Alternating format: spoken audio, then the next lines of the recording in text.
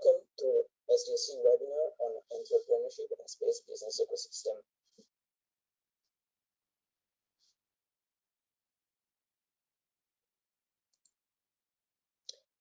So, welcome, and as you can see, this is the agenda that we will follow for this afternoon. We will start with the introduction of SGAC. So, if this is your first time attending an SGAC event, let me introduce you the Space Generation Advisory Council, an international non-profit network made by students and for students and young professionals from more than 150 countries, and that counts more than 15,000 members worldwide. If you're interested in space, that's the network to join. This webinar is brought to you by the second Italian Space Startup Competition organizing team. This event will take place in November in Turin, in the north of Italy, and is also supported by the local student group AESA. For this webinar, I will be your host. My name is Eleonora Di Napoli, and I'm National Point of Contact for Italy. Director is Antonio, also MPOC for Italy. As audience question moderator, we will have Emanuele and Marianna, while for the chat, we will have Eva. As technical support, we have Riccardo.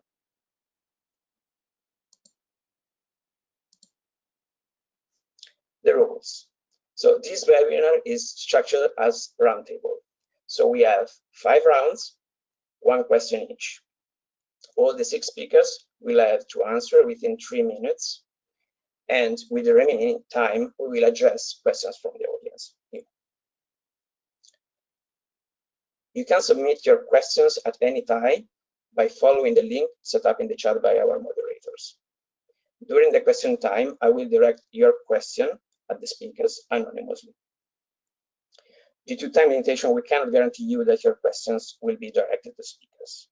But thank you for your understanding. But now we will introduce you the 6 speakers. These are 6 speakers, and I will now introduce them one by one, very briefly, sorry for that, in order to give more space to their answer and your questions. A complete bio will be visible on screen. Enrico Ghia is a management engineering graduate from Politecnico di Torino and has been working as consultant for the incubator of the same university, I3P, in the last 15 years. He supports industrial and biomedical startups in many business areas, from fundraising to IP strategies, from business modeling to planning. He also shared his experience at Politecnico di Torino, where he teaches entrepreneurship and business planning.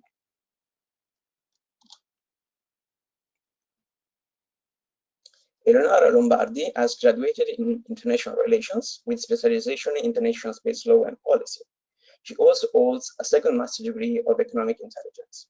She collaborated with universities in Edinburgh, Paris, where she joined ESA and EURISI, promoting the use of space data to end users.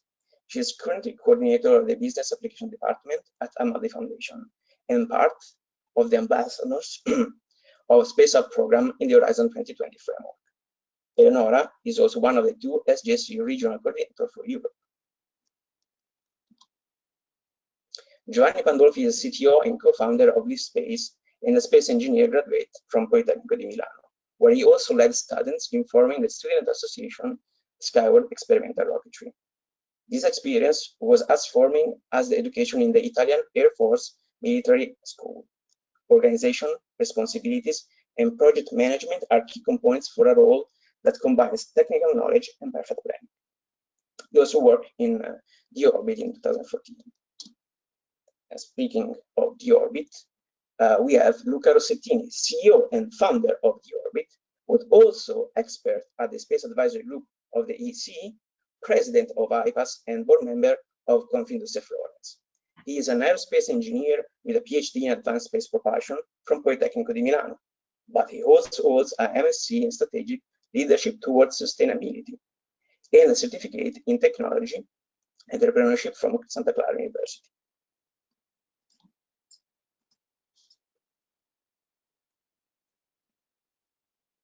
Tania Scalia is an aerospace engineer that holds a PhD in aeronautic and space technologies.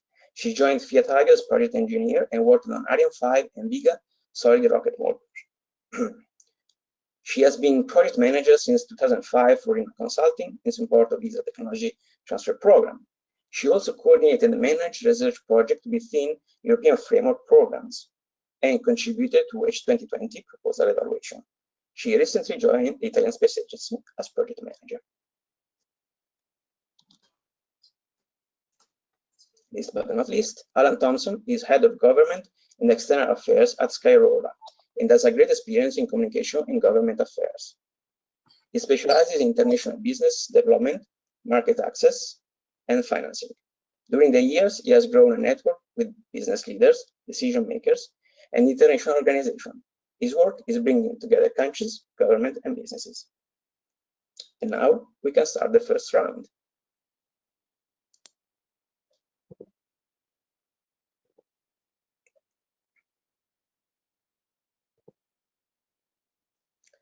What are the business challenges offered by the space sector, and what is the difference with other industry sectors? So I would like to ask Enrico Ghia to start with this answer. Okay, thank you. I'm the icebreaker today. So the question is very challenging itself. I think that we know that there are a lot of opportunities in this sector, and I think that more people are understanding it. There is something really new, because in the past it was a very strange sector without a market economy. So the most important challenge, in my opinion, is to be brave and to have the courage to take the responsibility for making this opportunity real. I think that there are a lot of questions that are not obvious. That is, in the future, can be able to have an economic sector efficient, a very market system, and the stakeholders that are involved today are able to create this system from ourselves, or they need to be helped by public authorities and public bodies like in the past, or not. The infrastructure we have today supporting this sector are enough or not, both in the technical issue and for the economic and logistic point of view. And at the end of the development of this new sector, can we have how many players resisting in the market? These are all questions, and these are all challenges, in my opinion. Compared with the other sector, I see, of course, I'm involved in startup consultancy, so I see startups every day, and I can give you some opinions about the startup world, and not on every type of company. But watching on startups, I see that they have to challenge a sector when there are some elements that are very similar to elements in the new economy. So there is a very quick development, and nothing is obvious. But also there are traditional issues, because they need to be reliable and efficient, when maybe in other sector, in the new economy, in the IT, you can have a lot of trials before to become a standard. In the aerospace sector, you need to be quite perfect from the first meeting with the customer. You have some difficulties in order to have an MVP, or to make some pivot on your business model. So it's quite difficult to take this opportunity, but I think there are a lot of them. And considering that only a few people today are able to understand completely the opportunity, there are the possibilities for startups to have a great business in this sector. Thank you, Enrico, for sharing. Thank you. I will now give the floor to Tanya. The floor is yours. Thank you. I don't know if you can see me. Well, thank you for this opportunity, first of all. Yeah, I agree also with what has already been mentioned. I mean, the space sector is really a huge domain, because, I mean, if we think that in this area we cover human and space exploration, space transportation, telecommunication and navigation, Earth observation, and all these areas, I haven't even mentioned all of them, but cover very, very different kinds of challenges, and also require different kinds of technologies. Technologies that are quite often very specific for the domain, but in other cases, quite often they are transversal. And more and more in the past years, we've been witnessing this what is called cross-fertilization, i.e. Technologies that come from ground and go to space, and the other way around. And this has become a process that is, as I said, has been increasing a lot in the past years. And this, I think, provides lots of opportunities, but also challenges. Just to you know, give you a few examples, I was thinking about, let's think about materials like shape memory foam. Maybe we currently use pillows, and we usually don't think that this material was originally developed from a NASA spin-off, talking about startups. And so this is an example of how sometimes we don't think how space has become so so present in our daily lives. Maybe we don't think about it even when we use our smartphones and our positioning systems, which are becoming more and more efficient. So yeah, I agree. The question is quite huge. I think the challenges are a lot, and they can, you know, cover most of all ideas. This, on the other hand, there are some specificity of the sector, as already mentioned. Like, for example, if you want to fly in space, you got to follow certain standards and rules, and still it is maybe, especially in the European market, but not only, it's still a sector that is highly governed by governmental contributions. And the recent events, even the trend that has been taken in the US, show that this trend maybe is going to change quite soon.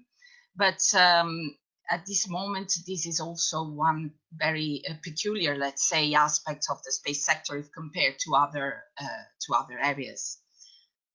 Thank you. So, you're welcome. Now I will give the floor to Eleonora. The floor is yours. Hello, Aureliano, can you hear me? Yes. And yes, go on. me? Okay, yes. Great. So yeah, I may start proposing what are the business challenges for the space sector, starting from my policy and law background. So the first challenge, I guess, is the need to operate for entrepreneurs with their own business model within an ecosystem that cannot count on a unique, that has not a unique international regulation, but instead with a variety of different regulations and regulatory systems and subsystems. And in this sense, we can compare the space sector to the challenges of the space sectors to the same challenges that other technological verticals such as internet, bank payments, privacy had to face between 20 and 10 years ago. This is a really important challenge that is sometimes underestimated, but that is a common challenge for all the technology-oriented businesses that become customer-oriented. And where the regulatory certainty and universality becomes paramount. Then the second big challenge that I see, and that is happen for the sectors that I mentioned before, so internet, privacy, bank payments, this space world must face the satisfaction not only of the users, but also of the customers. And with a commercial approach that requires a great commitment in terms of business. Then considering the trends, I would sum them up in 4 main points. So first of all, we have new entrants and business models. We are shifting the risk of calculus. So we have a much more faster failure approach to innovation, and also we are moving from long-term returns on large investments to a really rapid renewal in this sense. Then we have an expanded demand from new segments and players. For example, the expansion of emerging markets. We are witnesses, for example, the intervention of Africa or Southeast Asia that are starting to play a role in the space sector. And last but not least, I would say the reduced cost to serve and the SpaceX adventure, let's say, of launch in the sector of launchers and launching cost is really declining, and is also projected to decline further with reusable vehicles. Thank you, so, Eleonora. Thank you. Yeah, sorry for that. So I will like to give the floor to the next speaker. Luca, it's your turn. Okay, here I am. So thank you for having me here. So 3 minutes, 3 topics. So first of all, the new space commercial market, as the word is saying, is new. So it's very recent. While the infrastructure that the space players are using, it's an infrastructure built for traditional space companies. So and some of these infrastructures are becoming a bottleneck for the development of the space business. So to me, the business challenges today are, for example, updating these infrastructures. I'm not just speaking about launches. So there are several companies trying to build launches to serve this new space economy, but also services available in orbit and like frequency licenses. We are still relying on a very old regulation about frequency licenses. Regulation in general are becoming a bottleneck for most of the companies that are let's say, pushing, let's say, proposing new business model. And business model is an essential part, so it's not just a matter of technology. It's very important for these new companies to have very special business models, and business model could be limited by the current regulations and infrastructure. And well, space debris, of course, I have to mention space debris, right? So in some case, these companies and the business requirements are driving, let's say, the change in regulations. But in some other cases, for example, the frequency licenses, the regulations actually are bottleneck. So this is the first challenge. The second one is that the space business is capital intensive. It's very, very high capital intensive. There are a few other comparison on the market, like pharmaceutical companies. You need a lot of money at the beginning, then you need patient capital, and then you have a lot of return at the end. Well, space is pretty much following the same trend, with a difference. There are not so many investors investing in space. Although, you know, in the space community, we are used to see a lot of news about, oh, how many billions were invested in space. But let's see what is happening in any other sector. So we are still at the fraction of the investment required to build a real space ecosystem. And the difficulties for these investors is, first of all, to understand the space sector. For example, the investors need to understand that the money shall cover also for failures. I mean, space is a very difficult environment. So if you just bet on one chance, there are so many variables that the companies cannot control, like launch delays or launch explosions or something that could happen in orbit. So more capital also to cover uncertainties. And the last part, the last, let's say, challenge that I want to mention, that some of the other speakers also talk about is, yes, the commercial market is coming. There are a lot of players aiming to make their business into the commercial market. But today, we still need a strong public anchor tenancy that could be used tomorrow to enter into a more commercial market, also to make, let's say, the commercial final users, so the commercial customers, feeling more safe to use space services. What is happening in the United States, it's a very important example, and thanks to a very strong public anchor tenancy, now commercial players like insurance and like say other service providers are more and more using space services. So I'm expecting it's going to happen everywhere. Thank you, Luca, for sharing. It's an interesting point. And I will also like to give the floor now to the next speaker, which is Giovanni. The floor is yours. Hi, everyone. I hope you hear me. So I think that the most important topics has been already said.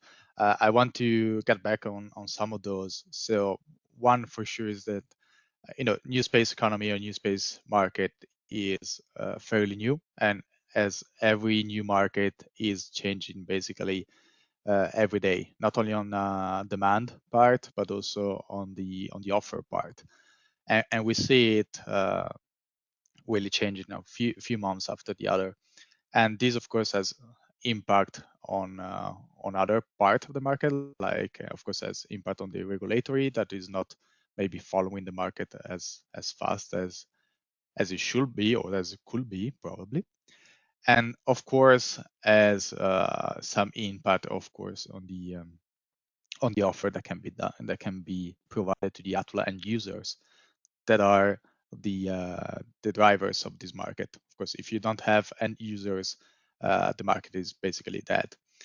And I want also, starting from the end users, I think that this is the point where to have a healthy space sector and a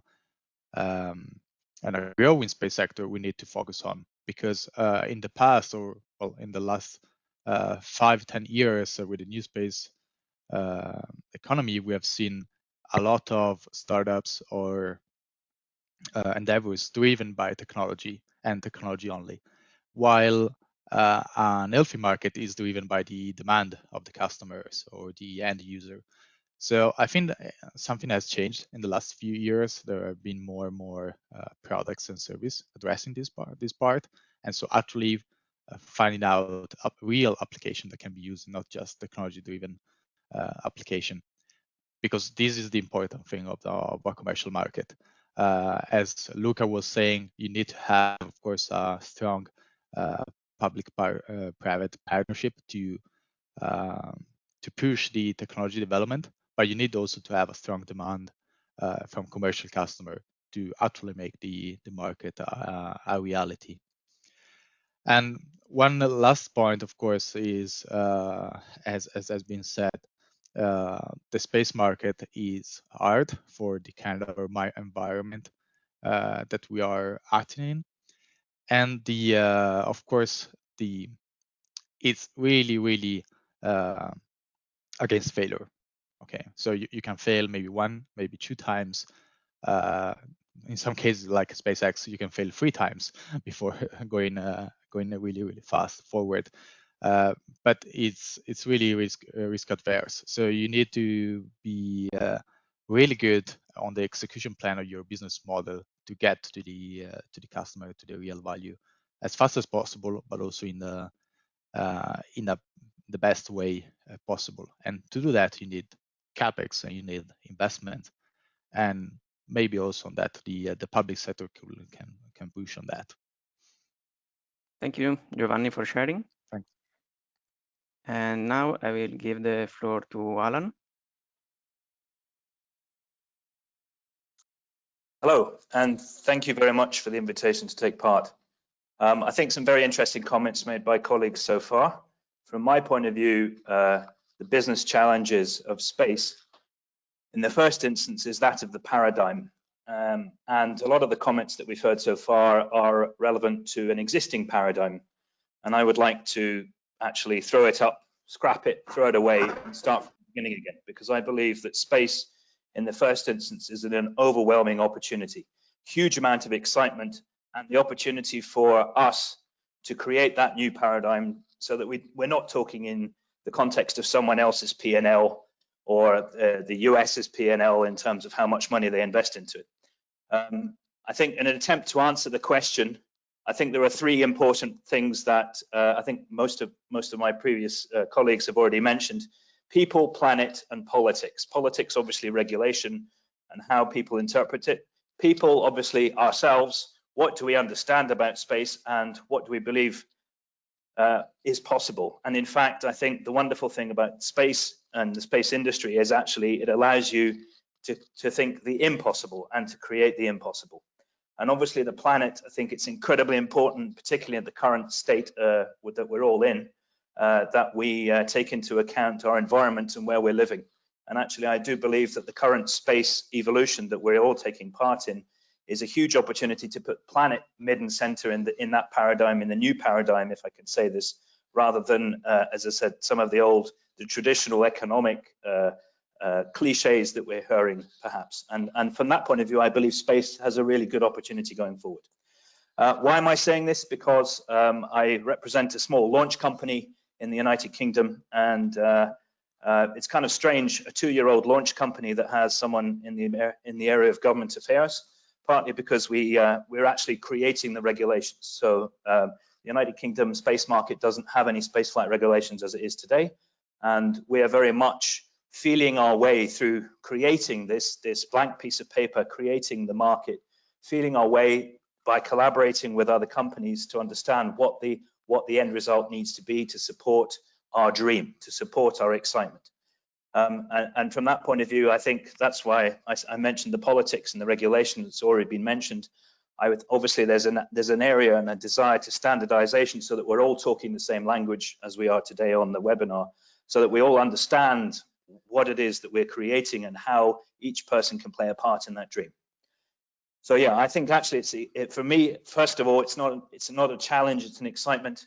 And if you'll allow me, I'd like to share a quick visual that for me embodies that excitement. Please go on. Our company has just recently undertaken. Oh, excuse me, sorry. Okay, can you see this? Yes, go on, please. Thanks. So this is a vertical fire testing of a rocket that we did in Scotland. This is the first time that such a test has taken place in the United Kingdom over the last 50 years. And we did this just before SpaceX did their vertical fire testing on the 20th of May. And we did this in the context of lockdown, in the context of the current circumstances in which we find ourselves.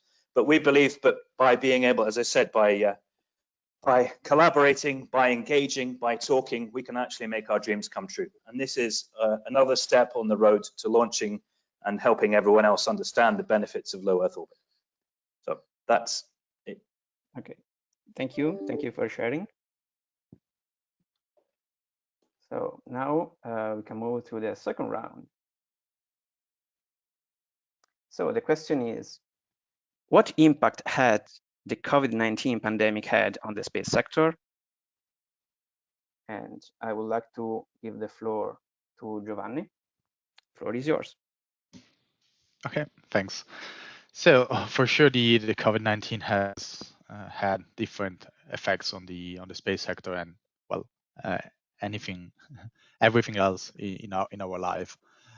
I would say the direct impact that we have seen so far is actually delays on the launches. So launch vehicles are always late, I would say. But of course, in this situation, a lot of launches has been scrapped. And of course, these have a direct impact on our customers' business, because of course, as soon as you have satellites in orbit, you are able to provide some data and so to make your business running. There are of course other longer term impacts. You have seen, of course, some failures of big companies like OneWeb, Intelsat, and others that, of course, maybe were not already in a good position, but this virus situation, of course, also worsened their situation too. I think that the space sector in general has some differences with respect to other sectors. So, as has been said before, some projects are really on a long-term timeline. So even some impact right now will not too much impact in the future terms for some of them. And there are actually also some, I would say, maybe it's not advantages, okay, but we had a few discussion with our customers, and some of them, they said that they were able to close financing rounds in this period because the stock market was fluctuating so much. Then the risk that a general investor will take to invest in a space startup is basically the same that invest in the stock market. So of course the COVID-19 has negative impact. I don't see it too much, of course, in the long term. Of course, today it's kind of a big impact, but I see also some positive point that we can, of course, focus on to see how to make this market maybe more stable, more healthy, of course, for the future. Thanks. Thank you, Giovanni. So following that, I would like to ask Luca your opinion on that. Yeah. So I don't see myself, but I guess you can see me, right? Yeah, my camera is on. Well, so let's say the coronavirus is impacting pretty much everyone. So every sector and likely space sector, it's probably not the most impacted. However, there is an impact. So as Giovanni just said, definitely the launch delays. And actually, I was surprised when at first I see launch delayed because of coronavirus, when usually strategic assets should have very specific measures and very specific rules in order not to stop those type of activities. And this is something that probably we can work on, changing the regulations in order to make sure that in the future this is not going to happen again. Definitely the financing impact. So like financial investors are walking away, and that's definitely true. And most of the new space companies are still venture backed. So that means less money, less cash, and probably less companies in the future. On the other hand, corporate investors are investing more. So it's just a matter of directing, let's say, the focus from financial investors to corporate investors. That could be also an opportunity to find new partnership and also more growth for the future. I just want to say that space is anyway transversal. So the advantage of space is that the immediate benefit of space, it's difficult to see, but it's easier to see the impact, let's say the indirect impact of many other sectors. So considering the space as a sort of cross-sector domain, it will be the enabling factor for the restarting. And the companies that we will able to be more resilient than others and managing cash very carefully and being able to stay on the market as much as possible and diversifying the product and services portfolio in order to serve different customers to overcome the delay also on market demand, especially in the new space. This will definitely be essential for the restart.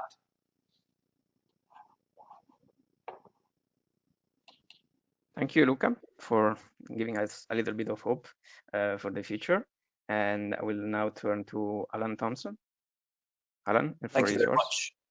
Thank you. Yeah, I think actually I'm also an optimist. I believe that COVID, for all the negativity and the challenges that it's represented all over the world, I do believe that this has actually allowed us to start focusing on what really matters. And as I said earlier on, I think the planet thing during COVID has been, well, I think we've all witnessed the way that the environment has benefited from minimalization of human impact. So particularly in the United Kingdom, the restrictions that have led to people staying at home and working from home obviously has led to a month at least of time when the environment has managed to bounce back in some form or another. And I think this is exceedingly exciting, both from the point of view of existing data being collected from space, from the Galileo programs, etc., but also a new way to help us learn how we need to manage the environment better. I do believe that obviously being in launch, we're keen to accentuate the opportunities of making launch a viable option in the United Kingdom. Precisely the COVID situation has allowed us to say that, or I suppose forced us into a certain aspect as well, to look at the sovereign solutions that we have within our own country, what we can do here and how we can make the space value chain, the entire space value chain, including launch, work as an economic system. And that's a very interesting, I suppose, force that's pushed us together to increase collaboration. So I think that, in fact, one of the risks that I think Luca also touched upon was the fact that I do believe space is an international prerogative for everyone, and it is an ability for us to be able to share our language and our ideas and our dreams and our ambitions. But at the moment, I do fear that COVID has actually forced these ambitions to become renationalized or relocalized. In a certain aspect, I think it's positive. I think there are obviously a certain number of negative aspects to it, but I'm very grateful, again, just on that point, to be taking part in such an international seminar today. So specifically within Skyrora, we ourselves took great pleasure and opportunity in pivoting our production facilities to help with PPE. Why was it very useful from our point of view? The lesson that we learned was because we're in a sector where there are no standards and no manufacturing standards. Actually doing this as a case study for creating 3D printed visors for the hospitals actually allowed us to go through the process and get the evaluation of this process by semi-regulators, by science, the National Physics Laboratory in the United Kingdom. And this collaboration will help us in the future to get the recognition for the standards and certification that we require within the space industry. So yeah, I believe obviously it's an incredible challenge, and yes, I do believe we still haven't seen the total economic impact of what's about to hit us as a result of this lockdown and the lack of economic activity over this period. But I do believe that the space industry is probably the best placed to be optimistic and to take advantage of this, well, I don't want to say new norm, I want to say next norm, but the current new circumstances that we find ourselves in. Thank you, Alan. So now I would like to give the floor to Tanya. The floor is yours. Yes, thank you. Yeah, I would say space hasn't been immune to COVID like many other sectors. But I agree. I mean, there were some delays, maybe some of which Luca mentioned already. You know, the closure of the Kourou base that made the flight, the Vega flight delay, maybe could be an object of future thought for changing regulations. But still, I mean, even though the situation is what it is for everybody, I think that there was a good reaction, a very good reaction, because in the end, Vega is supposed to fly in June, so this month. And I must say, even you know, taking a look at the agency itself, I mean, not I can say that we were.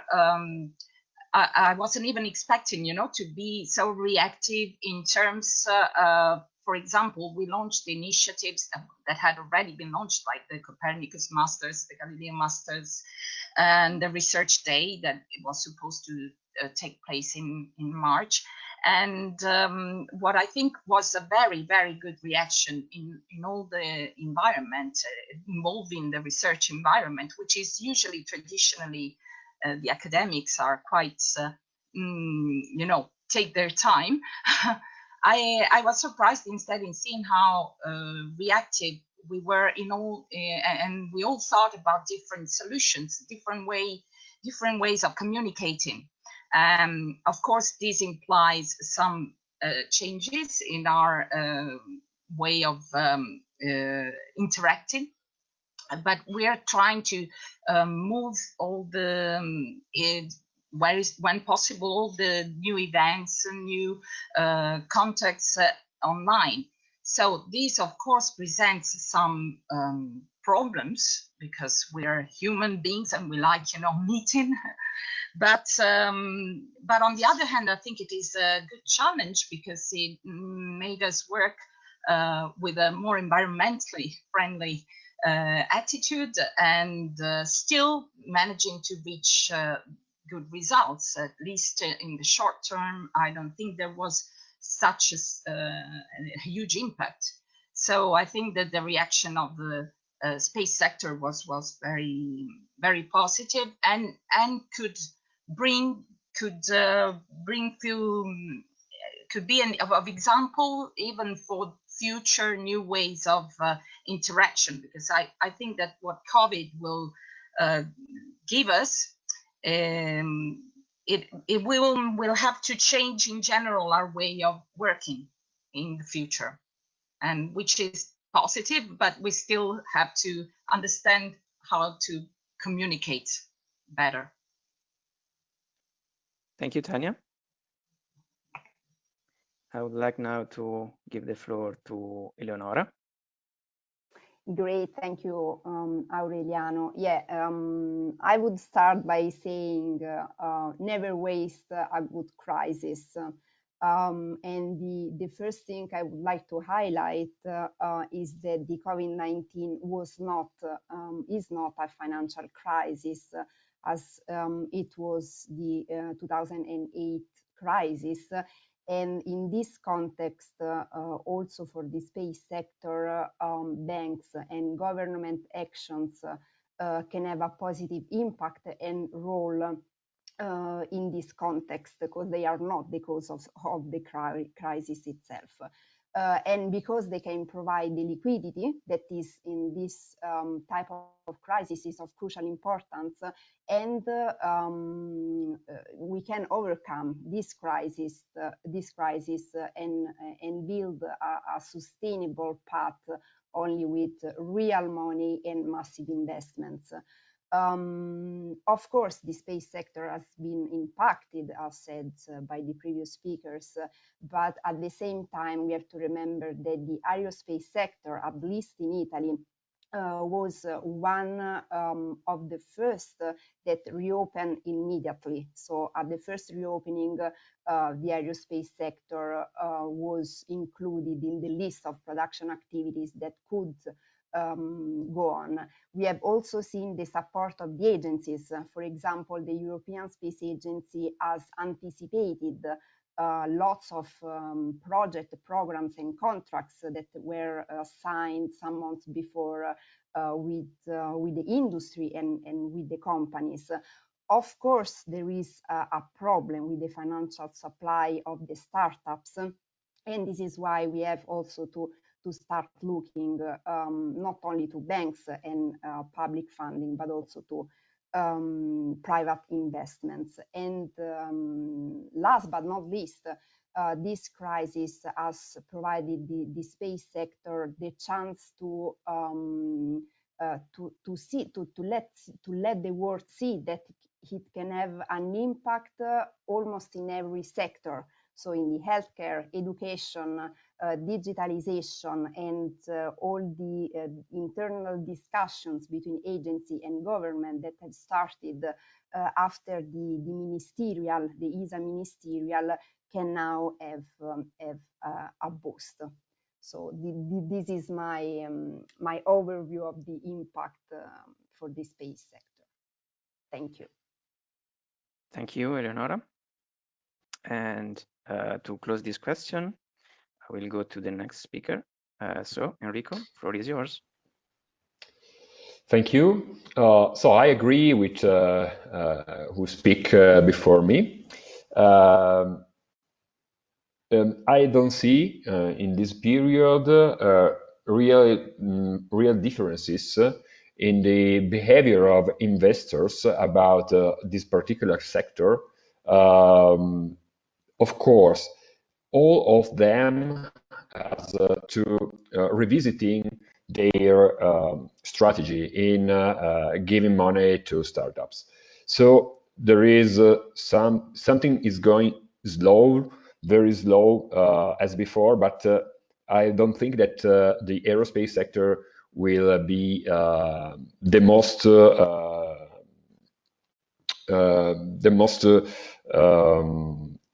hit by the pandemic crisis. I think that could come the other opportunities, but in a very long chain of causes and effects. So maybe we need more aerospace economy in order to have strongest infrastructure, in order to have better monitoring of environment and people and so on. So this crisis could be in a very long time something that can accelerate the growth of this sector. From the investment point of view, I don't see a very big changing comparing the situation now with the situation before. I think that aerospace sector is attractive, not so attractive as biomedical, as someone said before, but I think it will come every better time by time, and it's not a problem of a pandemic crisis. So this is my thinking about it. Thank you, Enrico, for sharing. I would say that this gives you an overview of the impact of COVID-19, but then I would like to go into a little bit deeper. So, as been mentioned before, from crisis to opportunity, what measures can overcome the COVID-19 pandemic in the near and long term? And for that, I would like to ask Tanya to take the floor. Thank you. Well, I would say that, as I said before, the space sector reacted quite fast, and also positively, proposing new initiatives. I could say, just after the beginning of the lockdown, with a great reaction, the Italian Space Agency, supported through ESA, launched an announcement of call, an opportunity, which originated from a collaboration agreement even between ESA and the Italian the Italian Minister for Technological Innovation and Digitization. And so this initiative was looking at how to realize and deploy digital solutions to help citizens and stakeholders, cope with the COVID condition on the short and on the long term.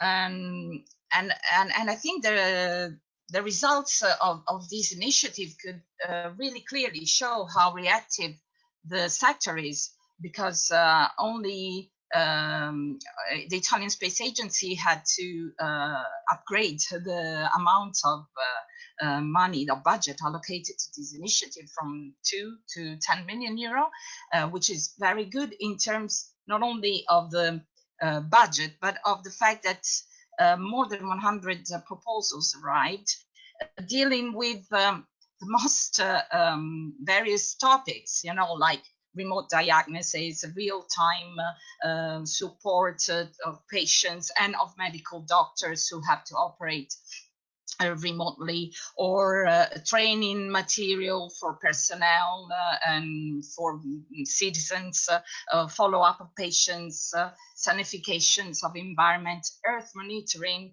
and also topics related to e-learning, to virtual interaction, because also we must not forget we had to deal also with our children, who had to change completely their way of learning, of going to school. And so the space sector has a lot of ideas, but not only of technologies, of competencies, of know-how that can be offered to improve our daily lives. Again, in this case, because of COVID, but we can talk even in a more general view. So from this point of view, I would say this certainly was an opportunity, which would have been better not to have had, because we didn't want to live with this virus. But certainly, again, I would repeat myself saying that the space sector, I think, showed promptness and readiness to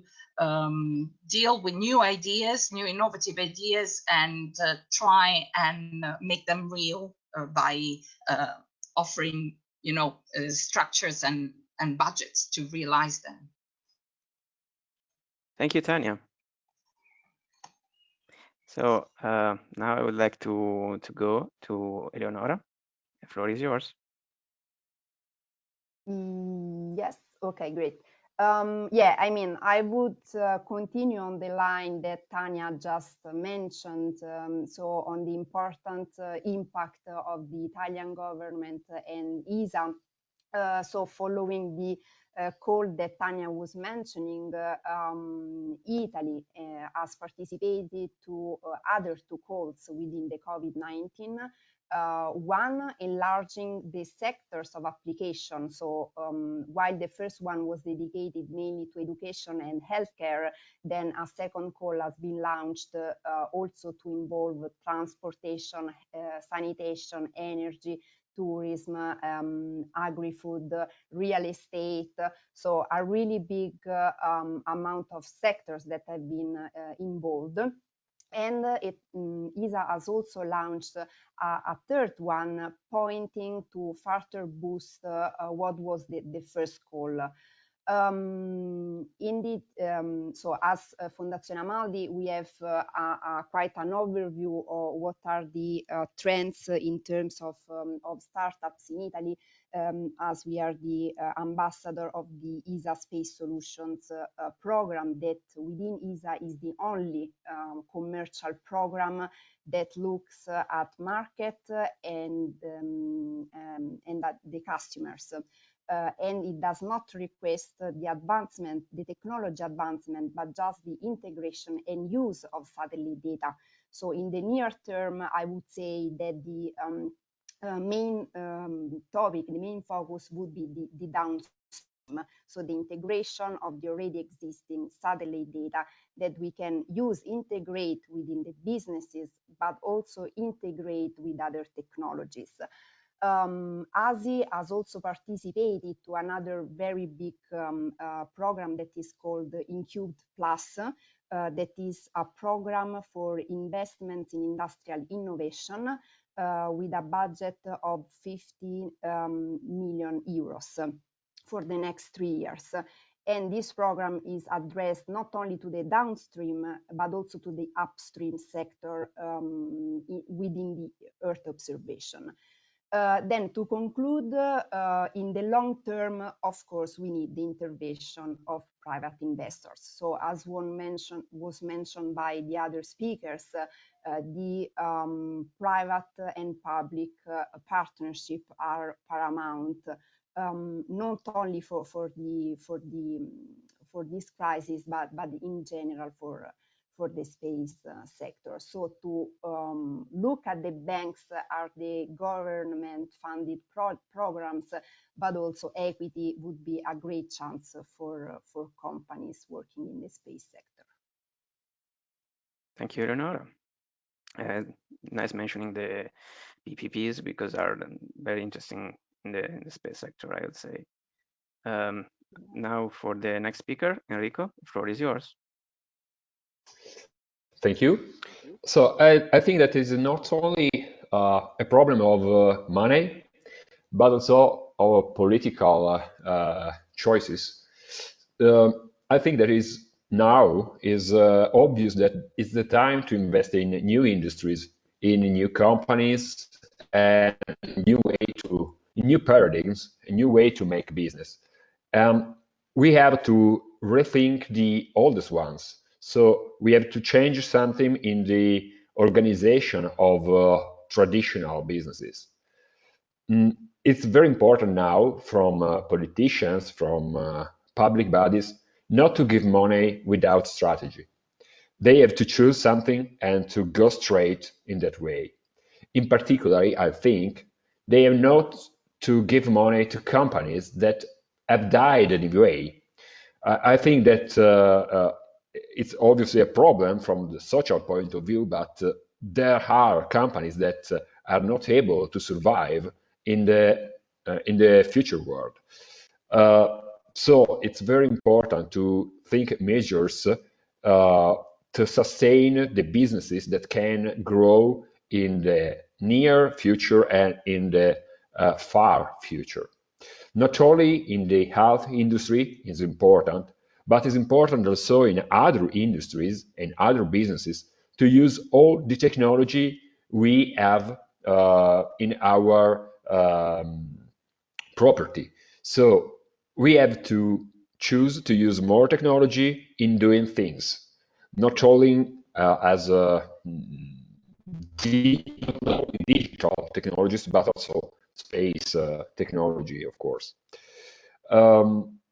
I think that we will have to change to choose between some freedom and some efficacy and efficiency in making things in the near future. For example, in using technology, using satellites, for example, or other solution to control better our environment, our people, in order to manage problems that are global problems like pandemic diffusion.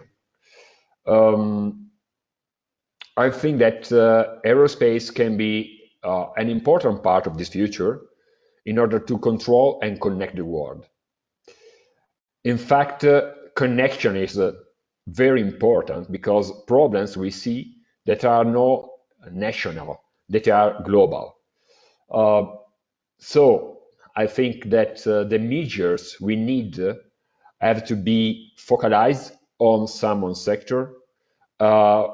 They have to be related to the use of technology we have, and they have to choose between freedom and control and be global.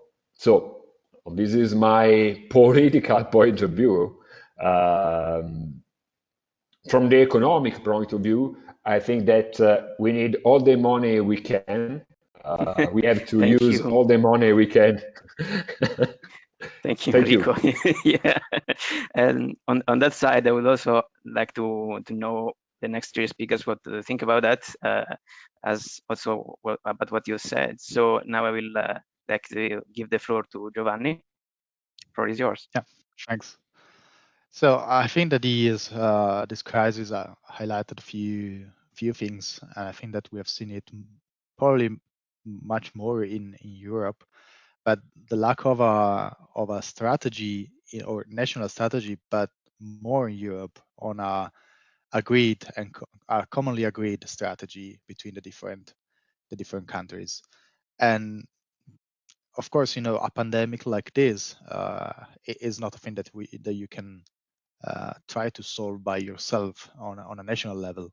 As we have seen, it doesn't know any border. So I think that really highlighted the need to have a kind of European, if not worldwide, strategy. And probably also this is something that with the call for proposal of ISA and sponsored by ISSC2, it's a good way to start thinking on that side. But you know, not only on that, I think that we, as Enrico was saying, we need to think about technology to try to make to have a strategy and do decision based on data. And so we need to have more, I don't know how to call them, but if platforms or ways to share data or aggregate and distribute data on which we can base our strategies, both on a political point of view and of course for us as industry on an industrial point of view, and understand where to go and how to go.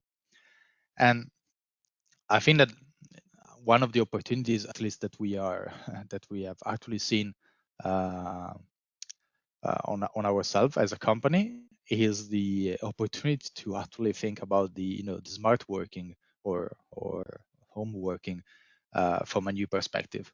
I can be quite honest that before this, we were thinking that smart working was an inefficient way to work, because we in a startup you need to have as much communication and collaboration as possible. Okay. But actually, we find out that was not the case, and so we can work from home in a kind of same level of efficiency, and in some cases even at a higher level of efficiency.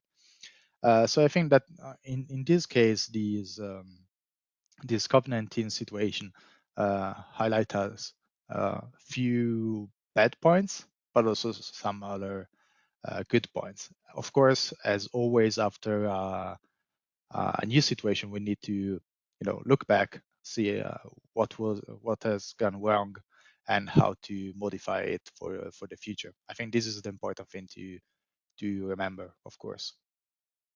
Thanks. Thank you, Giovanni. Yes, indeed. So on that side, I will also ask Alan to share his thoughts. Thank you very much. I'm actually going to be a bit controversial and go a bit further and maybe say a bit that I think that we still haven't truly understood the entire effect of what this lockdown period or COVID-19 pandemic has meant to us. And I mean that both in terms of, as I said already, the sovereignization, the breaking down of international or the global village. I mean, up until this pandemic and maybe a little bit before, there was a very strong globalist trend towards people coming together and deriving a yet another level of benefit, of economic benefit through internationalization and globalism. I do believe that we have not understood how far we have fallen away from that and what that means. And I mean that both in terms of the complete reconstruction of value chains and supply chains for food, for existence of humans. I also believe that, again, the divisions that have now arisen, we're not taking into account the level that these divisions have taken root. And I mean that both within society and between even the European Union. I understand, I have to mention it probably because I'm Scottish and I'm from the United Kingdom, but the word Brexit, we've completely lost sight of that. We've lost it because we're now focusing on yet another challenge that is pushing us further and further apart. So I think that actually there's a more fundamental and perhaps more sinister aspect to where we are today, and understanding that. At the same time, I think there's the flip side is, while I completely agree with Giovanni on as regards to having a strategy and conventional wisdom, I'd like to ask the question, again, conventionally, where's the internet strategy?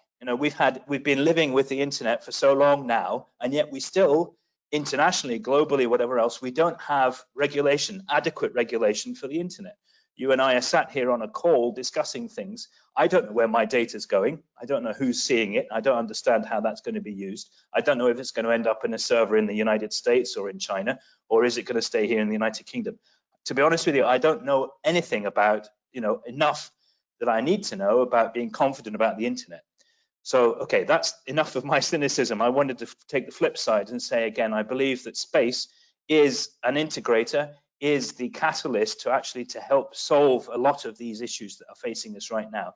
And space and the ability to continue these dialogues and interaction and understanding actually will help us solve some of the existential problems about using space going forward. So again, if I'm being cynical about the internet and we still haven't solved it, even though we've been living with it for so long, there's another recurring topic that is, I suppose, even more existentially important for us and our ability to be allowed to talk about space and the use of space is the concept of space traffic management. And these are enormous challenges. I think they are, again, I do think that because of the nature of space, it can catalyze both the cure ultimately to what COVID, the virus itself, through medical experiments and perhaps maybe the application of microgravity experiments. But so I do believe that space is relevant to helping find a solution to the immediate COVID-19 pandemic.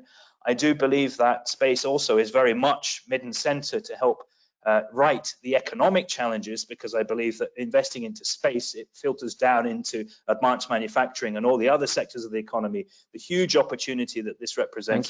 Thank you, Alan, for sharing. You raised some good, interesting points that I'm sure Luca, which is next, will probably take up. Luca, the floor is yours. Yeah. Actually, very interesting questions, and also I agree that it's very difficult to predict what's going on, and especially how long this will last, and there are a lot of political implications and so on. But I would like to focus on few aspects about that. So first of all, definitely we are learning how it's possible to do business in a different way, as Giovanni was saying. And this situation is showing us that there are new opportunities in many different sectors, and how space actually could be involved in all these opportunities. However, now we are all in the middle of the hurricane, so we need to sort it out and make sure that all of us are able to get to the other side. And I think there are two aspects: the short term and the medium to long term. So on the short term, the action is cash, right? So companies need cash, especially the smaller companies, like the new space companies. So they are living out of investors' money, so they are not profitable. In some cases, they make revenues, but they need cash to survive. And where does cash come from? Well, cash comes from customers. But customers, likely the commercial space customers, are not really paying now, and the whole market, even the end users, are slow payers right now.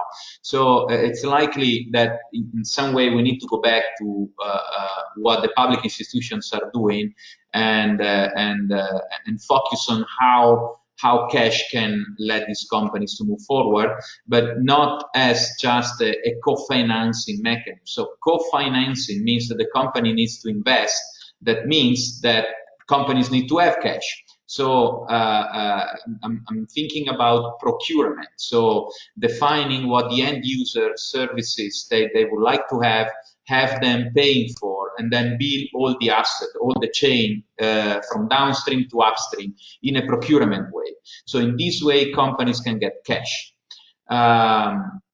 Another very simple example of another way that the companies can get some cash saving without compromising the capabilities of building the growth of the company. It's, for example, cutting all the taxes on employees. So at least in Italy and Europe, many companies are firing people right now or leaving people home without a salary paid by the company. This is a cost for the state. This is a cost for the governments. Why not cutting the taxes on employees? Of course, companies still need to pay the employees, but they pay much less. They still have an asset that can work and produce innovation, or let's say try to get to the customers and continue the operations. So instead of, this is not new cash that the governments needs to take out of their pocket, is, let's say, future less cash that the governments are going to get. But you know, it's likely if the market will restart, they will get anyway more cash from taxes later on. But today, you know, on the short term, cash is very important. On the long term, we need to maintain the capability of creating competitive companies should not just put on hold now and then wait that the wave will pass and everything will be over and then start again. So you need to continue creating value and ensuring that the companies will be able to restart and grow their business after this moment. So one of the ideas was said was that, give me one second, that's important. So if we are investing in technology, let's invest in bringing this technology to market. So when the market will restart, we will be there.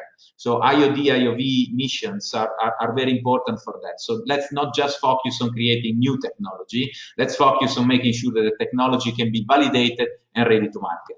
Thank you. Thank you, Luca, for setting your point. I think that next question will take up a little bit of what has been said before. So this is very broad also. What is new space and what will happen after the SpaceX Demo 2 mission and the pandemic? So let's say looking forward. So I will like to give the floor to Eleonora.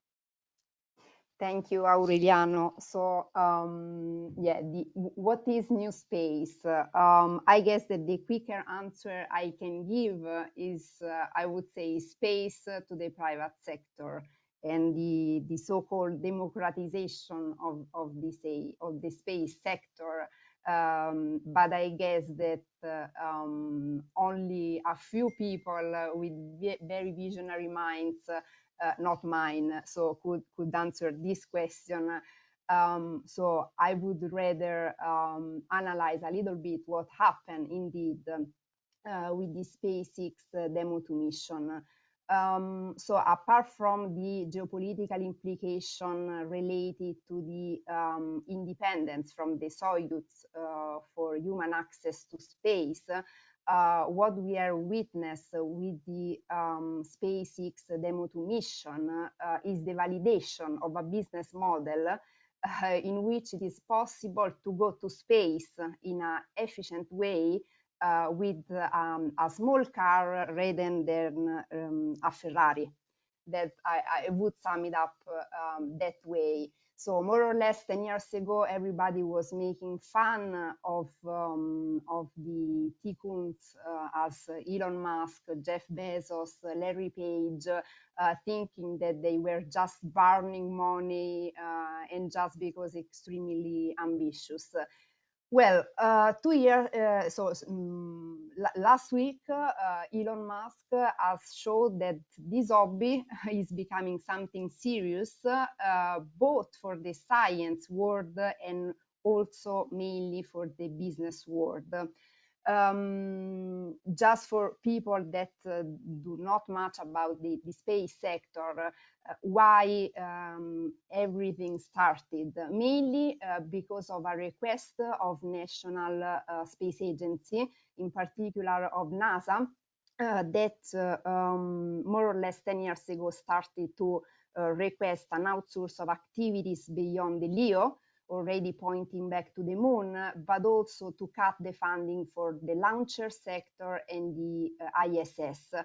Just to give you an idea, the management of the ISS cost to NASA more or less between 2 and 3 billions out of 20 billions overall budget. So this is why also the private companies well called to play a role. Also in Europe, we have private companies, very big private companies that are entrusted by the European space agencies such as Avio or Ariane Group for the realization of the Vega and Ariane launchers. And also the main sector, private sector, let's say, of interest for the sector within the space sector that is of interest for the private is the satellite telecommunications sector. So what are we seeing? We see that when a sector become profitable, then the private will go there and exploit and play a role within that sector. So to conclude, what to expect in the future, as was already mentioned, we have to expect a switch of the new space economy addressing the integration of satellite data with other technologies that may be big data or artificial intelligence.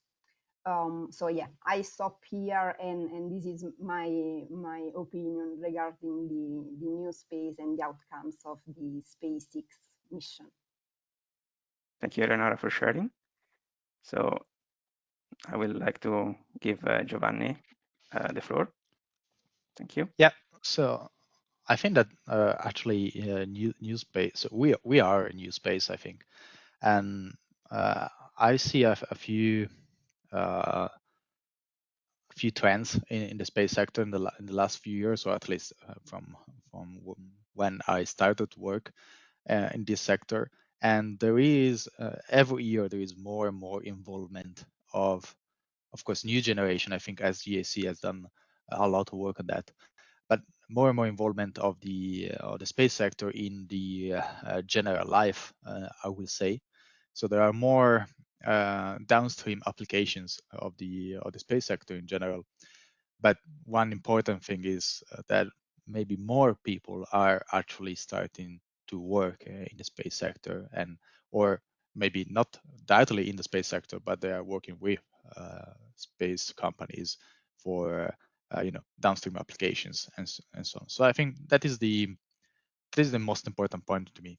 And the thing also that we call that as LeSpace, but also the Orbit, Skyrora, and all the other startups to actually start a new business in the space sector is something that really I don't think we would have been able to do it 10 or 20 years ago. Is in fact, if you look at the kind of space startups 20 years ago, there were, SpaceX was starting to to do something, and so there were a load of money to that go into it to start.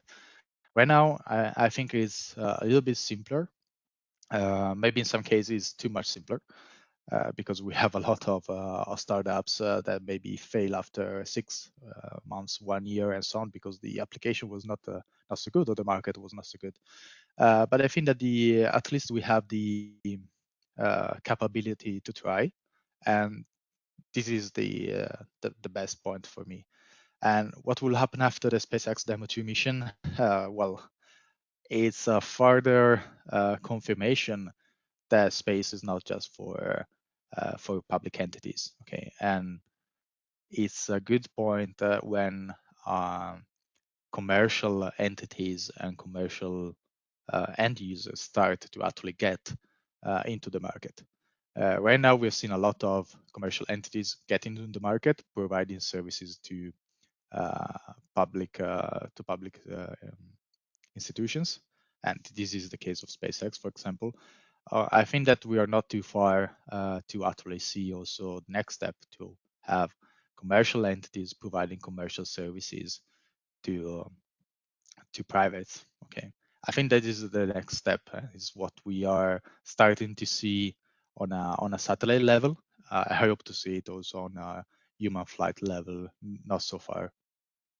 Thanks. Thank you, Giovanni, for sharing. Yes, indeed, I'd say. I would like also now to another new space. So, Luca, the floor is yours.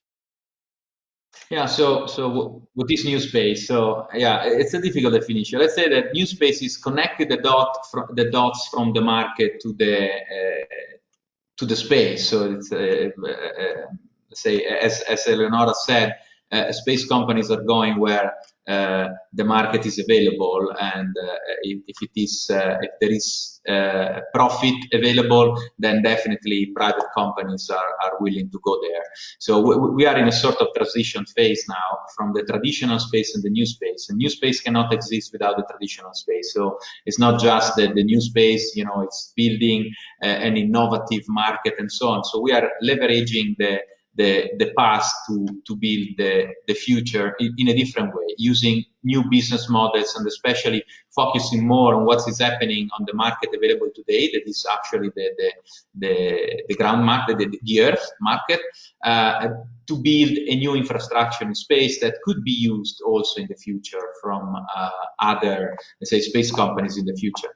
So the effect of the successful SpaceX mission, well, first of all, especially in this moment, it will be a sort of a reassurance for the market. So space is still there, and space is working.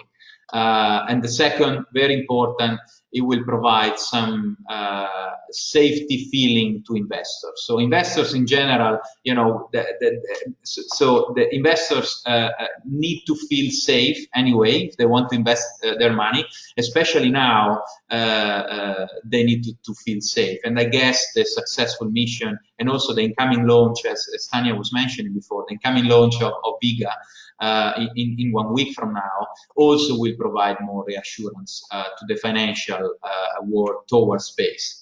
And eventually, I think what is really important that the SpaceX mission is not just bringing astronauts into the space station. It's showing that the private companies can do something in space and, you know, moving forward.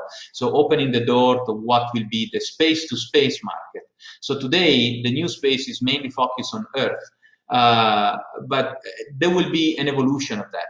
And to me, so the message that I got from that mission is, okay, the space-to-space market is coming. So it's time to build a new infrastructure in space to serve companies that will do their business in space for other space companies. Thank you. Thank you, Luca. And now I would like to give the floor to Alan. Thank you very much. And that's a wonderful overlap, I believe, Luca, because Skyrora also has a similar ambition to move towards the space-to-space bit. But I would also like to agree that in actual fact, what the SpaceX demo 2 has done, particularly for us, even though we don't have a market yet because the rules haven't been written in the United Kingdom, we're already feeling the heat in terms of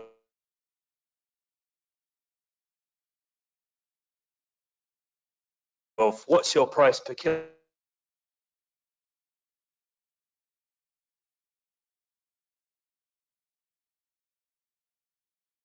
kilogram for delivery of small satellites to orbit. I think from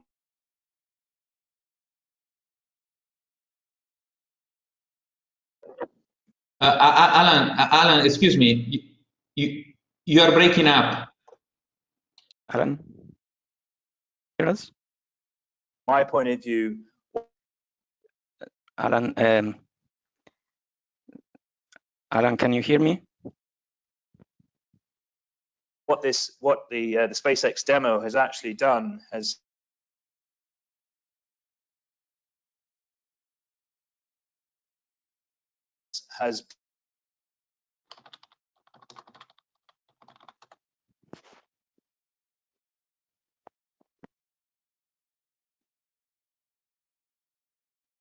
Alan, Alan, can you hear me? brought more attention. Seems that we have some difficulties. I think, as Luca said and various other people said, to more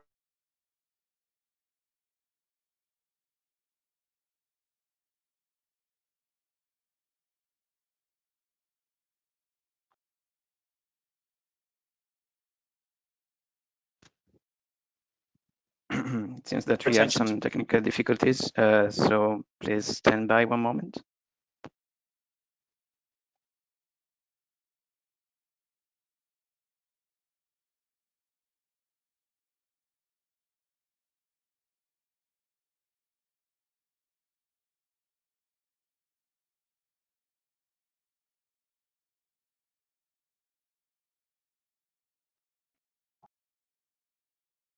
Alan?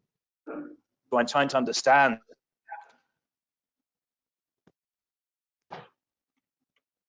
Alan, can you hear us?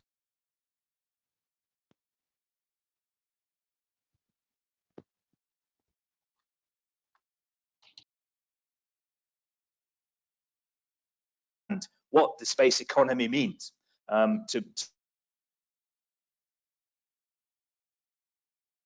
Alan, can you hear me?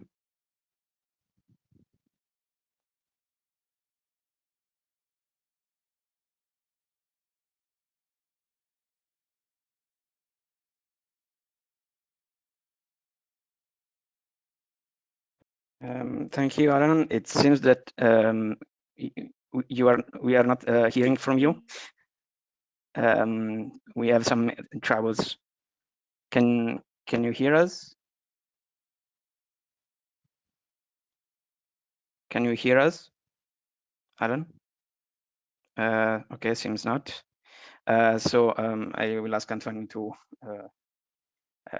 try to fix with the speaker. So we will go to the next speaker as we will try to solve the issue. So Enrico, the floor is yours. Thank you. Thank you. So basically, I think that new space is not science fiction. It could be very exciting, but for business people too, not only for readers. So I hope that these new experiences we have on this new market could bring people to have more consciousness about the potential, the business potential of this new sector. And I think that today we are not completely ready to sustain this new market, in particular in Italy. Our venture capitalists are not so ready to invest enough money, and there are some reasons for this. Our tradition is to start locally, and this is a problem if we are thinking to grow in a sector like the new space industry. So we have to think globally from the first steps of the life of a startup. So I think that the public presence of projects and successes like SpaceX could bring more of economic players to understand that there is really now a market that could be an opportunity today to have more money from their investments. It's very important that their trials to have results in these investments will be not a failure, because otherwise they will go back. New space is a business and is not science fiction, in my opinion, and it is a serious event for the economy and for the global industry. I think that we will have new trials from venture capitalists to invest in space economy startups. we will see if Italy could have a role in this game or not. Thank you. Thank you, Enrico.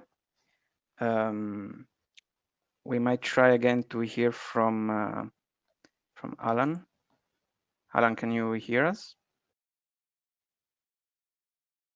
Yes, I can hear you. Okay, am I back online? I can hear you. If you can hear us, I think it will be fine. Sorry, I don't know what happened there, and I'm sorry, I don't quite understand where I got to. So I suppose, yeah, for me, the SpaceX demo mission actually represents a whole creation of a new economy. Particularly from Skyrora's point of view, is the moving the economy further down to low cost and to making it allowing lots of smaller companies and a sort of a lower level approach to be able to doing the same thing. As I shared at the beginning, I suppose the video of the vertical fire testing is our aspiration, and we believe that we can actually achieve low Earth orbit for a much less cost. But we're focusing much more on the planet side of things, on the environmental side of things, and we believe that the SpaceX, we are very much being challenged by SpaceX on price per kilogram. But we also believe that the market that SpaceX has, or supposed to be around launch and rideshare, that is embodied and manifested by SpaceX, that economy and that market is somewhat skewed. We don't believe that $2,500 per kilogram is a correct price, because we believe that all the satellites that are waiting to be launched, there's still a 2 to 3 year backlog waiting to get into those vehicles. So we've also heard from our colleagues in Rocket Labs that they have actually put the prices up from 60 to 70 or 80,000 euros per kilogram, and that's down in New Zealand. So we actually very much anticipate the development of the space economy, and actually pushing it further down towards different customers, consumers, and much more relevance in terms of price per kilogram and price and cost, but actually maybe seeing some kind of shift towards much more environmental aspects, maybe taking over on the price per kilogram aspect, whether that's a carbon credit or something like that. Thank you, Alan, for sharing. And since that the problem has been solved, okay, perfect. So I would like now to give space to Tanya. The floor is yours. Thank you. Well, then I think my colleagues already mentioned most of it. So I will just highlight a few aspects. Yes, new space. I think this is quite linked to what I was mentioning in the first question. We've been witnessing in the past years, well, once in the real past, space was always seen as something far away, you know, from Earth, something really incredible, almost science fiction, you know. Instead, we've been witnessing to wider and wider use of technologies. This is also due to the fact that technologies on Earth are much faster than they used to be, and they become more mature and easy to use. And in the past years, we've been also seeing the wider use of COTS, the so-called components of the shelf, that have started being used even in space, of course, following the space qualification rules and so on. But this has changed already, you know, the view. So, and as Giovanni was saying, I agree with him. There has also been in the past few years, an enhancement on the use of downstream applications, which is very good, because it means that space is not only something, you know, that has been traditionally paid by governments to keep countries safe or watch the Earth, but is something that can be used in our, as I said, in our daily lives, in our smartphones applications, in any, you know, and all ideas are welcome. And we also, as an agency, through the technology transfer program and through the business incubation centers, we see so many wonderful ideas coming on how to use space. So this is, I would say, the beginning of the so-called new space economy has started already a few years ago. Then, of course, we come to SpaceX. Well, SpaceX also got from NASA really, NASA I think granted really billion-dollar contracts to SpaceX and Boeing. So, but the business model proposed, of course, it's really was really disruptive. At the beginning, we all thought, I think, you know, NASA's getting crazy, pretending that privates could take astronauts outside the Earth and make use of outer space to do business. This is on one hand, I think, very, very nice, very interesting. On the other, I think we should also, and this also has already been mentioned by my colleagues about the aspects of regulations. I was wondering, you know, when you hear privates thinking about, you know, space tourism or making business, because I mean, privates have to make business, and this is perfectly normal and healthy. They think about how to use resources out of space. Then, of course, this poses some questions on how to regulate the use of resources. So certainly this is all an open area, because it could raise some concerns, you know, but I still think, you know, it opens definitely, even the outer space opens great challenges for newcomers. Thank you, Tanya, for sharing that. Indeed, regulation has been also part of what the audience has been asking, so I think it's a very interesting point. So go to the final round, which I suppose is interesting for a lot of people hearing right now. What does it take to be an entrepreneur, and in particular, a space entrepreneur? So I would like to ask one space entrepreneur, Luca, what is your take? Well, so the right answer is I don't know, but I can give you some, let's say, some description on what motivated me. Well, first of all, I think you need to have a very big vision, you know, very long-term vision, like that you take the vision and then you divide in several steps. In our case, every step is a market. And then you go down to where you are now, and then you start the company, knowing then the path is very long, but you know, every step it brings you closer to your final objective. So and then another very strong motivation for me was the idea to go to space. So when I was a kid, I wanted to become an astronaut. I actually went through the selection of the European astronauts. And of course, if I'm here, I'm not an astronaut, so you know I didn't make it. At that point, I had to take a decision. So I did all in with my life to become an astronaut, and then I couldn't become an astronaut. So what could I do? I said, okay, I'm going to build my own spaceship, and I will go into space on my own. And that was the motivation to start the company. Of course, then you need to understand the business. You need to understand that you cannot just build a spaceship like that. You need a lot of money, and the money was not available at that time. And also probably some like to be a little bit crazy. It is okay. I remember when I started the company and I came back to Italy from the United States in 2011, and I was talking about space transportation, small satellites, space debris. People were really making fun of us. They said, "Well, this is science fiction." But you know, science fiction is the science of tomorrow. So we start from one step, and then we are still in progress. So we are on the market, but we are still in progress, and our final objective is still far to get there. And just to conclude, I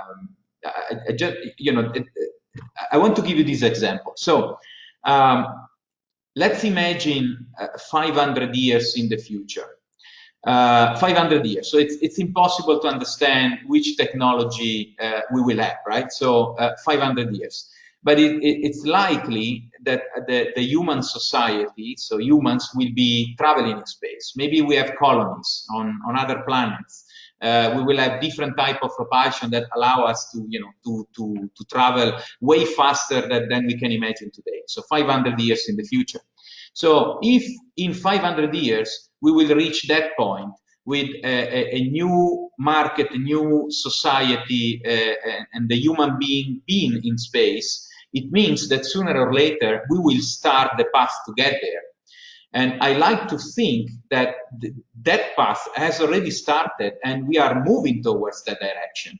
And space entrepreneurs are like the people that are going to pave the roadmap to that objective, are going to find a way to create companies enabling the whole society to move forward. And eventually it's just a matter of doing something good for everybody. So if you are an entrepreneur, it doesn't matter just in space, and you are doing something, you are not just doing for money, you are doing to create value. And of course, value also means money, but it's a sort of effect, not an objective. And if you put this together, I guess you can identify all the new people that are creating new companies and becoming the next space entrepreneurs. Thank you. Thank you, Luca, especially for sharing your own story with us. So I would like to ask now to Enrico, which has some connection problem. Can you hear us, Enrico? Okay. Do you hear me? Okay, Yes. perfect. Floor is yours. Okay, I have had some problems with my internet connection, so I was not sure that we can speak again. So in my opinion, entrepreneurs need to have a lot of energy. They have to have the courage to change what is not working today and to go on with that is working. And this is not obvious for people and for entrepreneurs too. I think that they are learners until the company is sold. So that is that they cannot be sure that all will be okay, and they have to try to have errors and to learn from their errors. If the business is new, and this is the case of the space economy, there is not a guru who can teach them the perfect plan. So there are not advisors and angels that can teach them what they have to do to be sure to reach their goals. They have to try and to make a lot of errors, but at the same time, they have to learn how to speak with people who are exactly the opposite.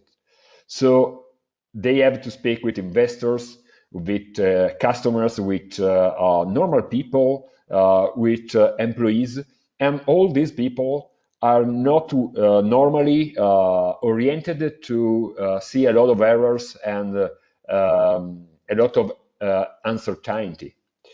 So this is not simple, not easy for entrepreneurs to become rich doing their job. I think that in particular in the space industry, you are in the far west, thinking to competition and opportunities you have, but there are also a lot of rules. So an entrepreneur must have more than one head in order to watch in more than one world at the same time. So they have to understand that there are opportunities with no something defined, and at the same time there are a lot of rules to respect. So this is my opinion about this question, about entrepreneurs in general, and of course about startups that are my habitual job. Thank you. Thank you, Enrico, for sharing. And it seems that this went smoothly with the connection, so that's fine. So next speaker, Alan, floor is yours. Thank you very much. And it's very difficult to add. I think Enrico and Luca have done a very good job of describing it. In fact, in the preparation for this, I think you coined the term astropreneur, which I really actually quite like. I think from what Enrico just said, I would completely agree on the points of being brave, responsible, and having a lot of courage.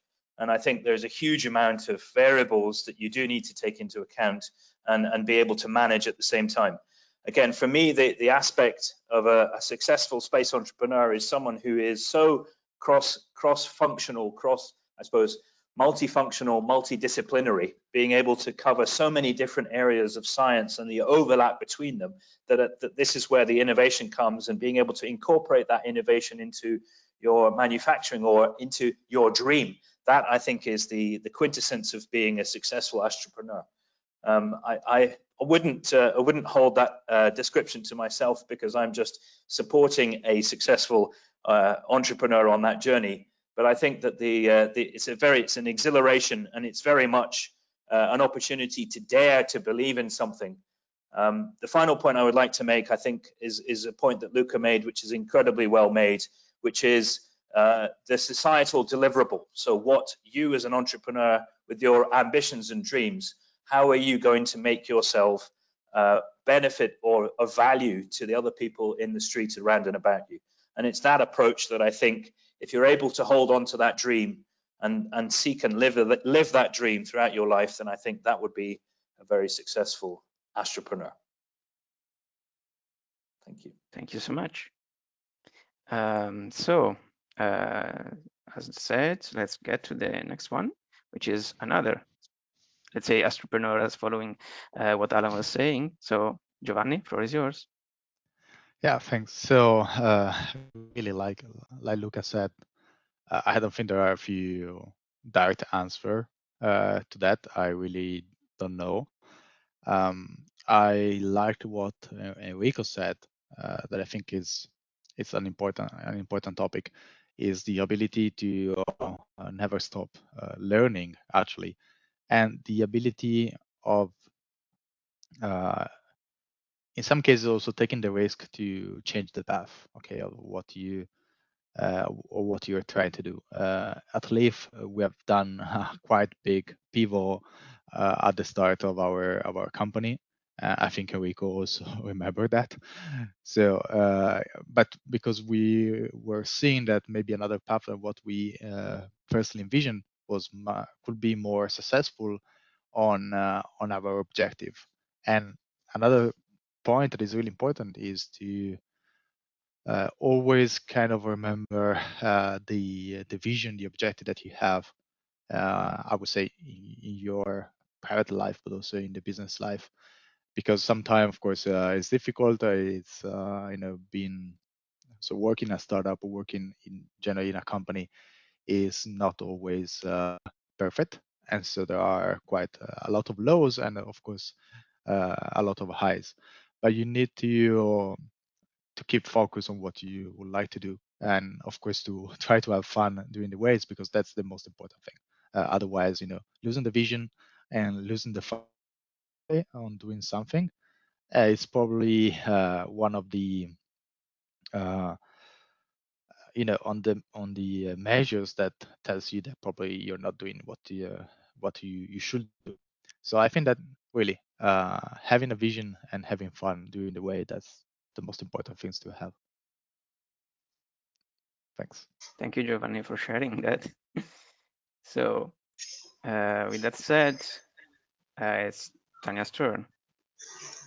Thank you. Yeah, I think my colleagues have already said almost everything, because I agree. When I had the possibility in my work life to meet entrepreneurs, they always share a vision, creativity, a strong competence, technological and non-technological competence, and so I think these are really common points to most of the entrepreneurs. But maybe I could take advantage of this question to link to what also Enrico mentioned, which I think is very important, the communication. Don't be afraid to talk, because now it's not difficult really to talk to the agencies, even about your mad ideas, crazy ideas, even if you think they are crazy, maybe they're not. I would also like to recommend to check also to tell you, let's say, that the ESA Technology Transfer Program, which has a website called the ESA Space Solutions, involves many member states. So even if you're not in Italy and you want to do something with space, even if you're a newcomer, you shouldn't be afraid of approaching this world with your view, because as we said before, there are lots of possibilities. For example, the technology transfer program offers possibilities for startuppers, because there's an incubation program which is really widespread throughout Europe, and it offers support even to companies that have developed technologies coming from space, and they think they could apply them on Earth. And then there's the part of the program of which Eleonora has already mentioned thoroughly before. So, I mean, talk with your, if you have ideas and you're not sure if they can be funded or whatever, don't be afraid to talk to the agencies or to the ESA Space Solutions team. Thank you, Tanya. Thank you. I think that is a valuable suggestion for our viewers. So I would like to ask now, as a closing for this round, Eleonora, the floor is yours. Eleonora? Yes, can you hear me? Yes, go on, please. Thanks. Okay, great. So I have the honor of closing this round. So of course I'm not an entrepreneur, but I have had the chance to meet a lot of them in the past 4 years. And I have two main points that I would like to share with you. So the first one, if you would like to become an entrepreneur, you need to be able to find the right balance between technology, of course, as well as business knowledge. So you can have the coolest technology in the world, but if there is no one that wants to buy it, it remains the coolest technology, and that's it. So it's really important to look at what customers and clients want. Then the second thing, and in this sense, I have to mention my mentor within the foundation that has been promoting the role of private investment and equity since 2016. And it has also engaged the foundation in the creation of the first venture capital fund in Italy. Is the role of investment and finance. So according to your TRL or the needs of your company, there are a lot of opportunities and a lot of investors that are the correct one for your TRL or your business level. So you can look at business angels, banks, loans, public funding, venture capital, private equity. So as also Enrico was mentioning, is important to go and see if there are mentors and advisors that can help you out in this path. Of course, you need to have an idea and a business you want to run, but it's really important to go and talk with every interlocutor you may meet and ask for support. Still, so I'm not an entrepreneur, so I won't go too much in details, but I guess these are the two main points from my experience that can really give a boost either to someone that is already an entrepreneur or to someone that wants to be an entrepreneur. Thank you. Thank you, Eleonora, and thanks to all the speakers. So technically we have finished our time, but we are trying to see if we can get a few extra time. I apologize to the speakers that will, if they want to stay, they are very welcome. So what I would like to try is at least one or two questions, if possible.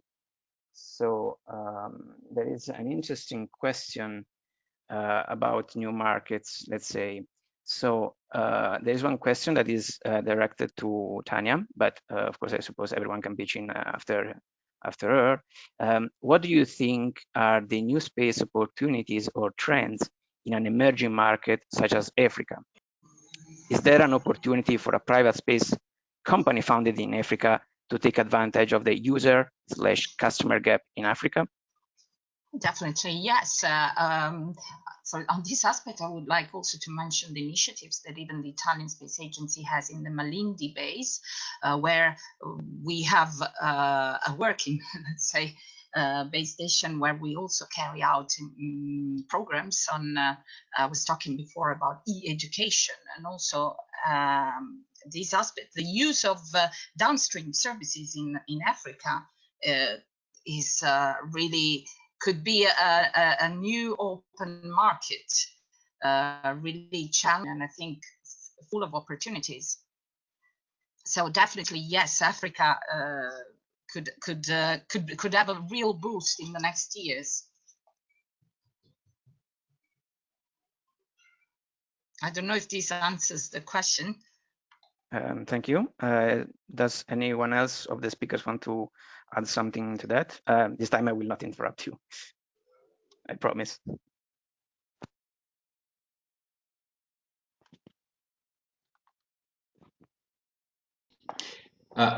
Maybe I just want to add a comment. So so I'm actually very happy to hear that in many places around the planet there are new space business willing to start, and we need more and more entrepreneurs, as it was mentioned, willing to serve the earth in some way, industries, but also willing to create, let's say, or to add on more and more infrastructure.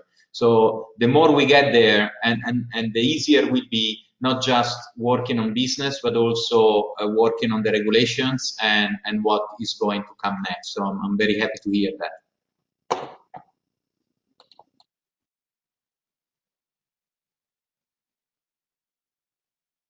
Anyone else want to pitch in?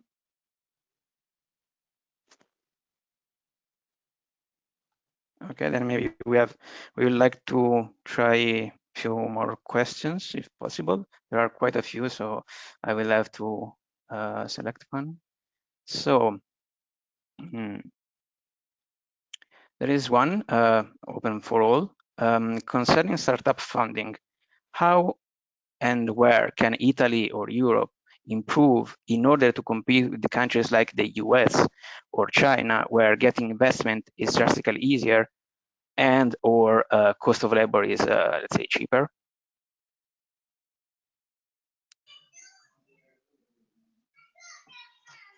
If I could start on that, maybe I'll go more into details of ESA business incubation centers. Of course, the US has a different tradition, a different market, but I think that the European space sector and the ESA has really worked hardly on these startup aspect. As I said, the business incubation centers is a part of a larger program, which is the so-called ESA Technology Transfer Program, and it started in 2005.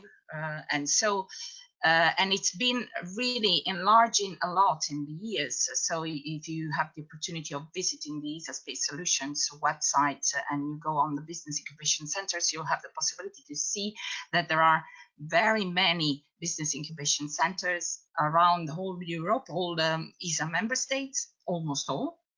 And there you can find really, and the funding has been increasing in the past years.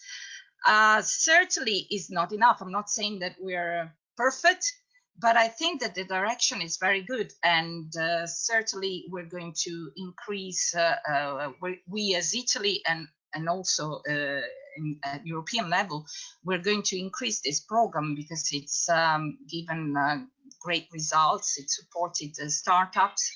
There are some aspects that still need improving, like, for example, the phasing out, let's say, support to startups that have ended their incubation phase.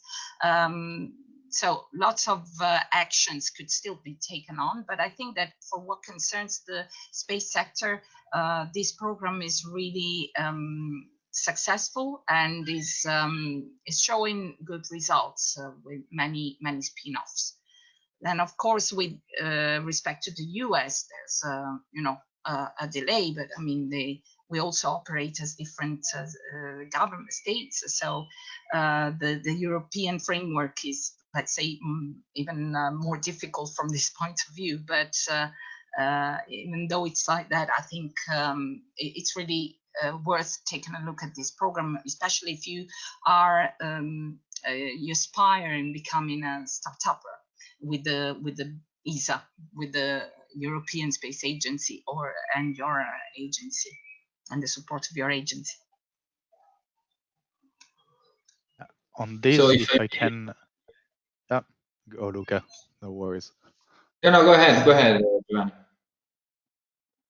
If I can jump in on that, I think that Europe has a totally different market and also way of doing industry. Okay, and it's not just the US that, of course, has an availability of funding that is totally different from what is available in Europe, at least for VCs, but also China, for example, after the denationalization of the space sector, has invested really a lot of money in this sector, and actually is not so easily seen from Europe, of course, but there are really hundreds of space startups in China competing with each other and try to compete also in the rest of the market.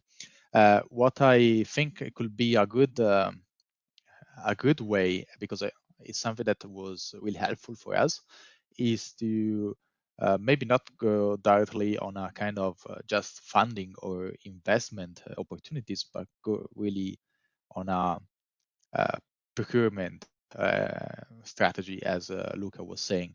So having the public entities like ESA has done for us, for example, but also others that are actually using startup to acquire products and services that they can actually use, and in this case, building up a customer base for the industry. I think that's the best way. I'm not really a fan of the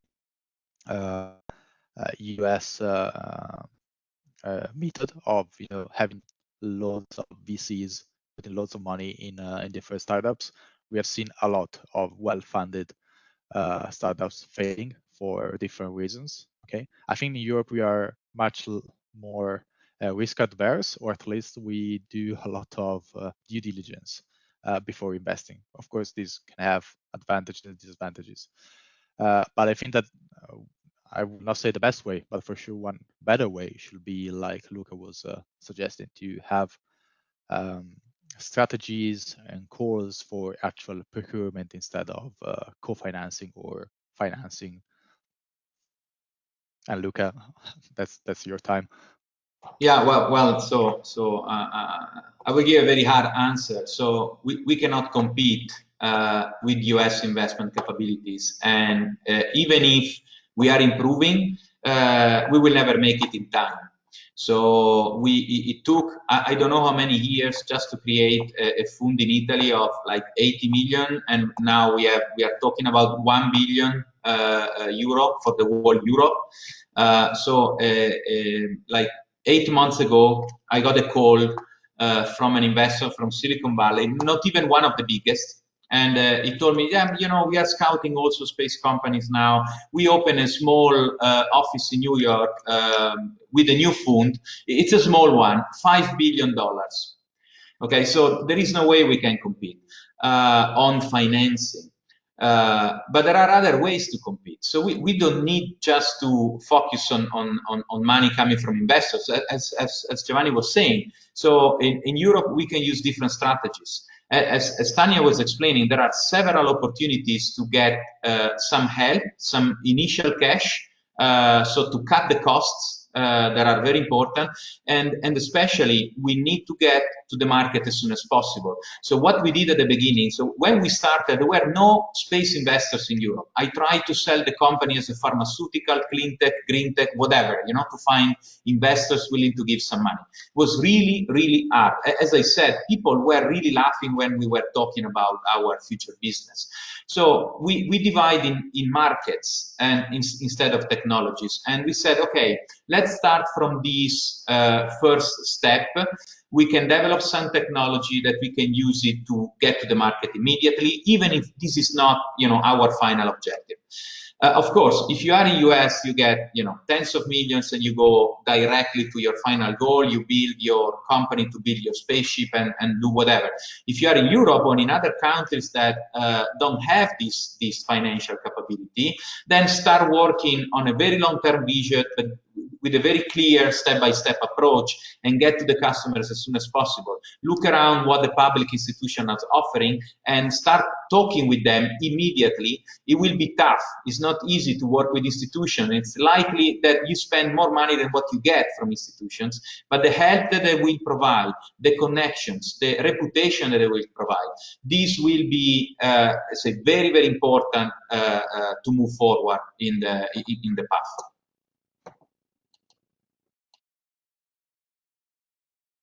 Thank you, Luca. Does anyone else want to add something?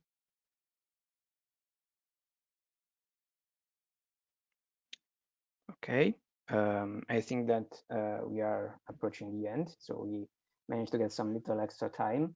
And hello, and thank you for staying with us for these extra few minutes. And also, I would like to thank our speakers. So thank you for being here, for sharing your views on the subject that we discussed. We had a lot of interesting points, not much time to analyze them all. I hope that the audience gets something in return for the, let's say, for this inspirational talk and the positiveness that I felt personally hearing you speak. So the future is brighter than we might see from our windows right now. So thank for everyone. Thank you, and thanks for the speakers, and of course for everyone who wants to get involved in the SGAC, you will find a way. There are links and websites. If you are interested in the space startup competition that you're organizing in Turin, we will provide you the links for the event. So thank you again, and see you next time. Thank you. Thank you very much. Enjoy your weekend now. Thank you. Thank you. Thank you. Have a great Thank you weekend. for saying that. Enjoy.